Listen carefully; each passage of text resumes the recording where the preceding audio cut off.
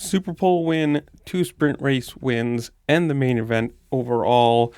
Ken Roczen basically, you have to say, dominated in Buenos Aires. Now, that's the opening round of the 2025 FIM World Supercross Championship. And apparently, correct me if I'm wrong here, but he was sick or something, because every single intermission or whatever you want to call it in between the races, they're asking him, do you have energy for the next race? How do you feel? Are you going to be able to do it? And he looked perfectly fine. He got great starts in all the races, or heat races, whatever they want to call them, in all 3 rounds of the night. He had really good races, really good starts, consistent speed, it looked like to me. And I mean, for him, 45 points. And correct me if I'm wrong, is he not doing the whole season?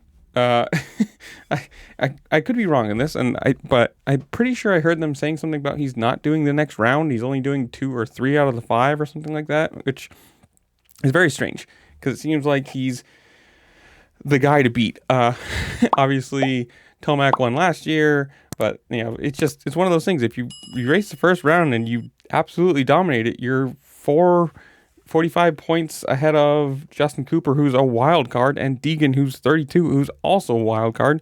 Keep racing. Just get the title. Get some more cash in the pocket. I don't know. Correct me if I'm wrong there, but that's my thought on this. But we do have a quote from him saying, I feel like I rode really well. With the track and the moisture, there's a fine line between pushing for speed and sliding out and making mistakes. It happened so quick in the whoops because of the moisture. But man, I had fun out there. I thought the track was awesome, and I had an incredible night. Now, here's my opinion part of this. The track looked like an arena cross track. Nothing against arena cross tracks or arena cross in general, but it looked tiny compared to the supercross tracks we get over here in the U.S. It looked tiny. And that's not even talking about the problems that the Supercross streaming app apparently had, where it's $30 or something like that for. I'm going to say this. I didn't pay for it. I watched it free on Tubi, but I'm pretty sure I don't know if it was $30 for a round or $30 for the whole series. Somebody comment down below and tell me that. But as far as I know, it just shit the bed, froze, didn't work, and people were.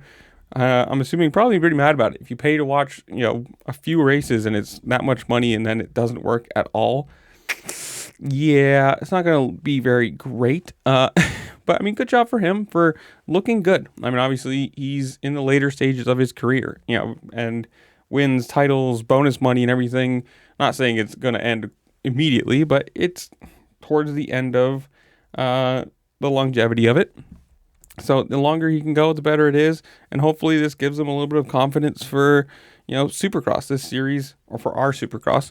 And you can come into, A1 kicking and, firing on all cylinders. But comment down below. Tell me what you think. Did you watch it? Do you care about World Supercross? Did you laugh that they have another problem like they always do? Whatever it is. Comment down below. Tell me what you think. While you're down there, make sure to like, share, subscribe. Do all the fun things this platform allows you to do because it does really help me out. And I appreciate it.